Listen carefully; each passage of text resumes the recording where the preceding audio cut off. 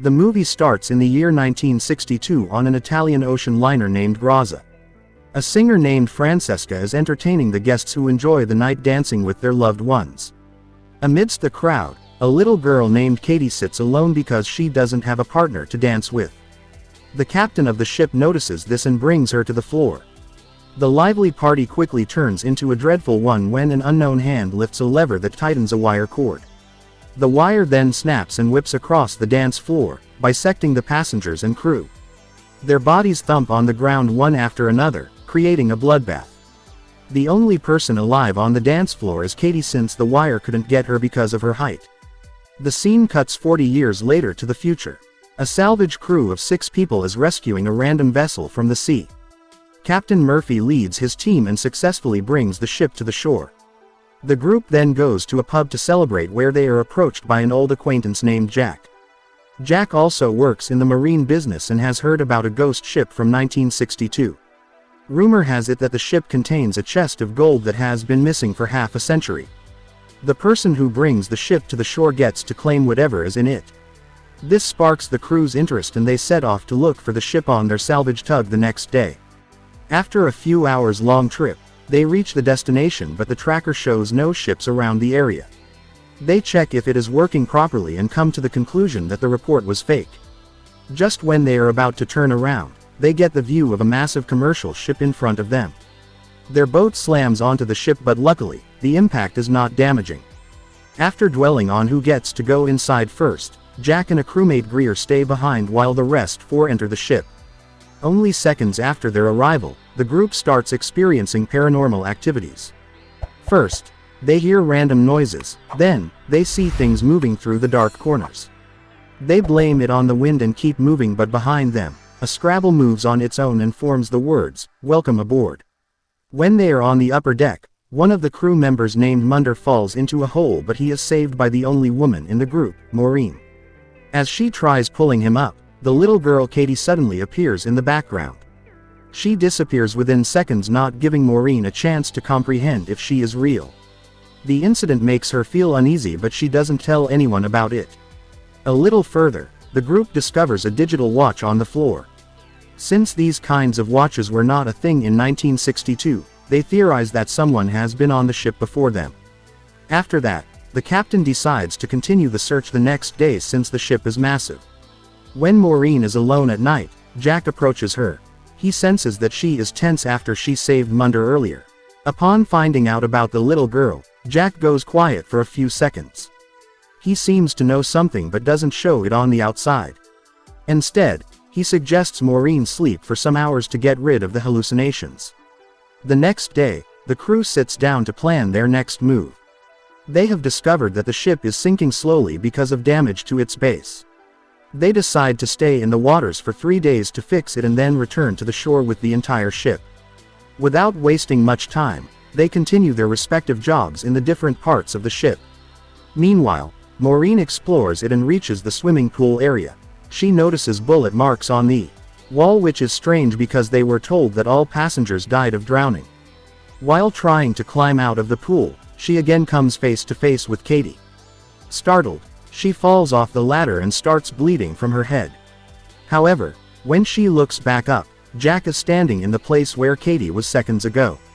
The two walk away, without noticing that Maureen's blood is disappearing from the pool. Soon, the bullet holes start oozing out blood and the entire pool is filled with it. After that, Jack and Maureen explore the laundry room and find another door that was not in the ship's blueprint. Upon opening it, they are pushed by a force of water which also brings mutilated corpses out of the locked room. Both Jack and Maureen panic and try to run away. However, the door they came through locks on its own, leaving them no option but to go further into the ship. In the meantime, Captain Murphy ends up in the captain's lounge. He finds an opened bottle of alcohol but while trying to take a sip, he sees the ship's actual captain in the mirror. The glass drops and shatters before Murphy runs away in fear. Unaware of the paranormal activities, Greer is minding his own business when he hears someone singing. It is Francesca, the same performer who was entertaining the passengers on board in 1962. Greer looks for the source of the sound but gives up after a while. What he doesn't know is that the woman is watching him walk away from behind him. Somewhere else, Jack and Maureen come across a chest filled with blocks of gold. It is worth millions of dollars that everyone in the crew can take home. They excitedly gather everyone and show them the treasure. Now, they no longer need to repair the ship and can return home with only the treasure. In the following scene, everyone is loading the gold into their boat. The mechanic Santos is cleaning the engines so they would be ready when they decide to leave. Behind him, someone deliberately leaks propane from a cylinder which causes an explosion. It results in Santos's death and the boat's destruction. Everyone is shocked and saddened by the unexpected death. Moreover, now they are stuck on the ship until they manage to repair it. Right before the explosion, Maureen had seen Katie again. It was as if she was trying to warn Maureen about the explosion but was stopped by someone. This is enough reason for Maureen to look into who Katie is. She goes through the passenger registry and finds out her room number. On walking into the said room, Maureen screams in shock. It turns out that Katie died of hanging as her decomposed corpse is still hung to the ceiling. After composing herself, Maureen comes closer and takes a necklace off Katie's corpse. Her spirit appears in the room and asks for the necklace. Maureen tries handing it to her but it goes right through her palm. It is now clear to her that the girl is not a human. In the kitchen, two crew members find fresh meals. They do not question it before devouring half of the food. Initially, it tastes amazing but after a while, they smell a horrible scent. On checking, they see that the food has turned into maggots. Both panic and start vomiting in disgust. Then, there is Greer who is in the ballroom. Everything is normal until all of a sudden, the place transforms into how it looked before the wreckage. The guests surround him and act like they are at a usual party. Moreover, Francesca seems to have extra interest in him. She flirts with the guy and manipulates him into kissing her, even though he has a fiancée waiting for him at home. After the kiss, he is already too deep to back out. Francesca starts undressing while he follows her behind, hoping to end up in her room. But instead, he falls off a high platform and dies. The beautiful woman then shows her real deformed face. In the meantime, Murphy is in the captain's room when suddenly, a bottle of alcohol starts moving on its own. He looks at it closely and finds the ship's captain sitting in front of him. The man offers Murphy some alcohol, much to his disbelief. The captain is not here to hurt him but to have a chat. He tells Murphy about a lost ship named Loreley. 40 years ago when everything came down, the Loreley ship was found by Graza, the ship they are on right now. But 2 days after finding the lost ship, Graza also disappeared.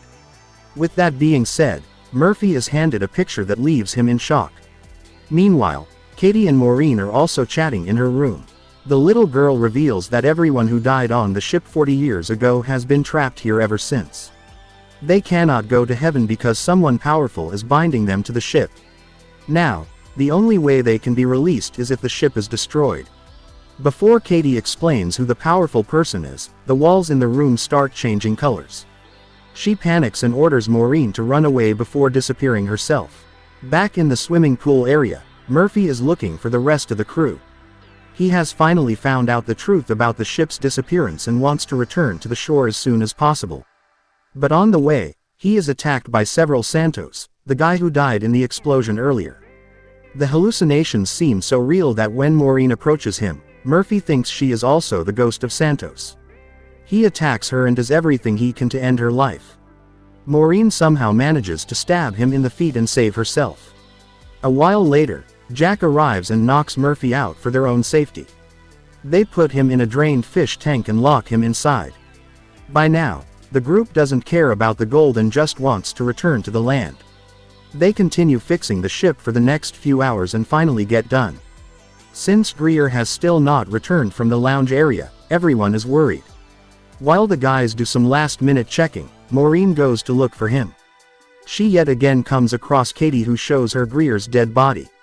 This time, the girl is adamant about showing Maureen everything that happened on the ship 40 years ago. She touches Maureen and brings her to the past. The ship is lively with people's chatter and laughs. But what they do not know is that the co-captain has convinced the entire crew members to kill everyone on board for the gold they found earlier. The cooks mixed rat poison with the food which killed the majority of the people. Then, the dance floor massacre followed. The remaining survivors were shot dead in the pool. Poor Katie was dragged into her room and hanged to death. At last, the crew members ran to the treasure and started grabbing whatever they could, but the co-captain didn't allow that either. Joining hands with Francesca, he shot every single one of them. At last, the two of them were left before Francesca betrayed him and shot him in the head. It turned out her actual lover is a different man who was also the mastermind behind the entire massacre. After killing hundreds of people, they shared a passionate kiss, but the surprises did not end there. The man killed Francesca by releasing a hook that slashed into her neck and hooked her. In the end, the man is revealed to be none other than Jack. He is a demonic spirit of a dead sinner. His job is to make people sin and kill them, to bring their souls to hell. Everything makes sense to Maureen now because Jack was the one who told them about the ship in the first place. He also appeared out of nowhere when Maureen saw Katie in the pool. Moreover, he has been asking her to forget about Katie every time she told him about her. Maureen suddenly remembers Murphy, but when she reaches him, he has already drowned and died in the aquarium. She quickly goes to the others to warn them of the murderer on board. Munder is scuba diving in the flooded engine room to fix something. She wants to follow him, but the pipes fill with blood, indicating that he has also died. It turns out that someone pulled him into the gears and ground him to death.